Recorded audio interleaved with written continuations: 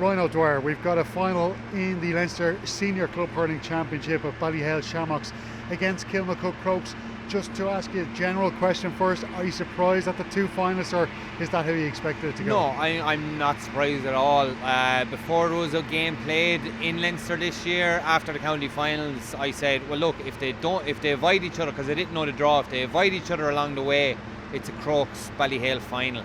And look, when you look at all the teams involved, they probably are the two best in Leinster at the moment. It wasn't that some team was caught along the way, like Naas bet Shinrone well, Mullins bet Ferns well, Castletown got bet, Clopballycolla got bet. Like they were all bet well, and then you saw the cream come to the top there today with Crokes, which I think, now this is just a personal thing, I think they played within themselves today because they were allowed. I think the next day, because they're playing against better opposition, I think they'll play better. And I think Ballyhale will bring it as well the next day. They'll know that they're going to have the game ahead of them the next day, so they need to play to their best as well. We should give great credit to Naas, because in their match against Ballyhale Shamrocks they took a really good lead. They could have taken a bigger lead if it hadn't been for the Ballyhale Shamrocks keeper being in such good form. But I know you were saying to me pre-match off air, you were saying that this Naas side, they've got a lot of developing to do still. There's still a lot of young players in there, but this will bring them on, won't it? Oh, massively. There's 3 players in that Naas team that are 30. All the rest, and they're not into their 30s, they're actually 30 or turning 30 this year. The rest are mid-20s, early 20s, so they have a lot to look forward to. They're after winning 4 in a row in Kildare now. They won the All-Ireland Club last year against a good team from Kerry managed by John Myler. So they should be very proud of the year that they've done. They came up to Leinster Senior Championship. They bet an Offaly team. Offaly club teams are always competitive in Leinster. They bet them. They went on today. If you like, I was chatting to the stats man up there for Ballyhale, and he said, geez, for the first half I thought I was marking the wrong team, because Naas just came out, their attitude was phenomenal. They came out hooking and blocking, harassing lads. They were just in their face. And now I have the stats wrote down myself, but in the first 20 minutes it was 1-6 to 5 points. But Naas had got 3 blocked goals, saved shots. So now the goal they got actually came off one of the saved shots, so we'll leave that one off. But they could have had 2 other goals, and they drove 8 wides in that 20 minutes, whereas Ballyhale only drove 1 wide in that 20-minute period. So if Naas had made use of those chances, those scores, even half of them, if they scored 1 of the goals and scored half the shots instead of putting wides, they'd have been a further 7 points ahead.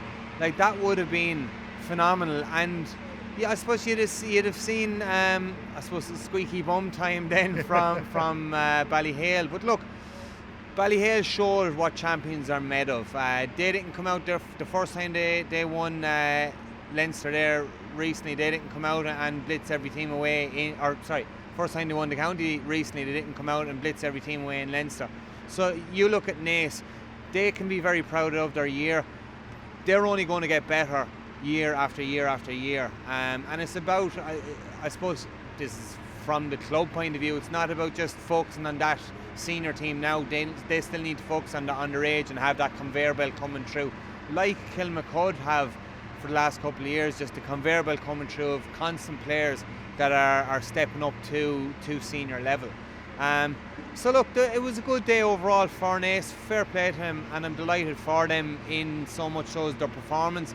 I suppose the last 10 minutes of the game was it was free hurling. There was a lot of loose hurling, and it was kind of it kind of turned into a bit of a practice match in the end. Yeah. But look, for 50 minutes, very, very competitive. So yeah, they can hold their head up high. And we know what Ballyhale Shamrocks are good at. And especially from an attacking sense, but is there anything there that their manager Pat Hogan might be looking at that you'd have maybe little concerns over going into the final? Well, judging from today's game, for Ballyhale, they have to say, right, we can't afford to start slow, because Crokes are a good team, they're a fit team, conditioned very well, and you could see that there today, the way they're playing against Mullins. They're much better conditioned. Ballyhale can't start slow the last day like they did today. They're not going to get a second chance to start and start slow and then come back at it like they did today. They won't get that against Kilmacud. Looking at Kilmacud Crokes against Mullins then, because it just seemed it was a bit of a mismatch, and Mullins have had a great year, and their manager Maurice Aylward, like a hurling man through and through. In fact, I heard from one of our colleagues down below that's the first time he's come to Croke Park and experienced a defeat, which says an awful lot about that man who steps away from the game now, and his team really have done him proud throughout the year. Yeah.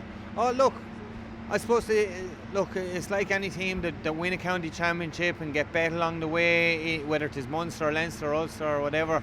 If they get bet along the way, they can still hold their head up high. Say they're the best team in their county. So fair play to Mullins. They came out of Carlow.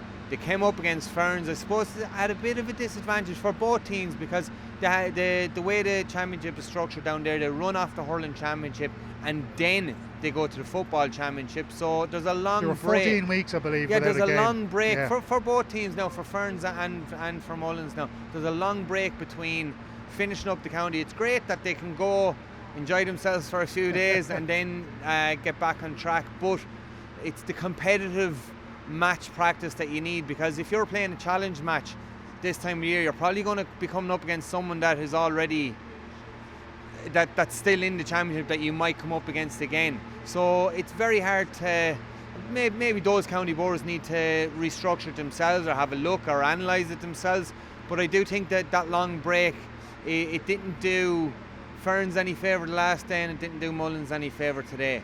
But look, you can't say, oh, a hard look Ferns. Like Crokes, like I said already, I think they played within themselves today, but I think they're capable of far better than that. So Crokes, I'm looking forward to the final now. I think it's going to be a cracker. I think it's great from a Crokes point of view, the way you have the double header with the football next week. I know it's going to be a pain for Brian Sheehy having to decide which one is he doing or whatever, but look, the man, there's a good relationship out there between the hurling and football. They'll organise that themselves, but it's great whether you're of hurling background or football background, next week in Croke Park you're a Crokes man, and I think that's great for the club, and especially with the ladies footballers already winning Leinster this year. I know they got bet today, but that's phenomenal to have three senior teams in your club to get to Leinster finals, let alone win them. That's phenomenal. And I suppose looking at next week, footballers, you would fancy the footballers. They're nearly like a professional setup as regards the inter-county, your typical inter-county team. They could beat a lot of inter-county teams. The hurling, I think, because it's new to them, you would hope the event won't get to them. I don't think it will, but you'd hope it won't. And the opposition they're playing against as well, like you would have to fancy Ballyhale, but I will still my heart is going Colin, I'm going to say Kilmacud. Just on Kilmacud as well, because temperament is and I suppose how you go into a game is so important to try and keep cool, calm heads. We saw Bill O'Carroll. I think that there's consensus among the coaching staff on both sides that he should have got the red card for that challenge early in the game. He didn't get the red card, but Crokes took him off moments later, and I spoke to the Crokes management. They admitted, look, they didn't want a player with the red card. It seemed like it could have been going that way, even though he didn't get it for the first incident. But that's something they'll have to be really mindful of going into the final, because Ballyhale Shamrocks will look for any kind of a weakness in the opposition team. Certainly. Look, well, not just Ballyhale, any Kilkenny team focus on any little weak chink in your armour and they will expose it. Not saying Bill is a weak chink in the armour now, but I think today, look, I was chatting to a few people there is other refs that might have given a red there. That's not to say it deserved a red. I think John Keenan, look, Brian Cavan is after retiring there a couple of years ago. I think the best refs now, there's only two or three, in my opinion, there's only two or three refs there that I would classify as top refs. John Keenan is one of them. You saw last year's Munster final, they say man of the match, and that was John Keenan because he just let it go. He let it go there today as well. Like I said, some people say Bill could have got sent off. I think with the second incident, I think a combination of both of them, I think it may possibly did warrant a red, but I think we'll say two yellows. But I think overall, look, they probably did the right thing to take him off, because anything could have happened after that. But look, they're going forward the next day. I don't know what the team is going to be, whether they look at starting Bill or look elsewhere. I don't know what the case is going to be. But I think they're not going to let a stone unturned for Ballyhale.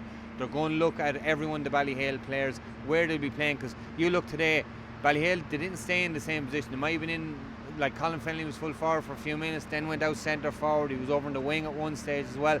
But they're going to look at matchups. I think matchups is the key for next week. From a Crokes point of view, I think matchups are key.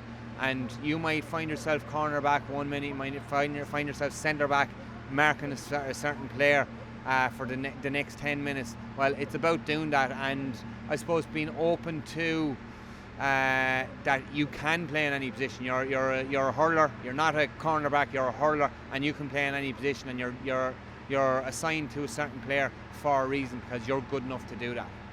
And just ask you finally then, Ryan, because as a player you know yourself about surface at this time of the year of the pitch, so it can have such a big effect on a game. And again, speaking to Pat Hoban from Kilkenny and Kieran Dowling and Crokes, they both mentioned that the pitch here is going, people might hear that the lawnmowers are going already in the background. They're getting the surface ready for the final, but they were saying that it was quite slippy, and perhaps the players weren't prepared with regards to their boots and that kind of thing. Yeah, I certainly think an aspect of that is the pitch was relayed.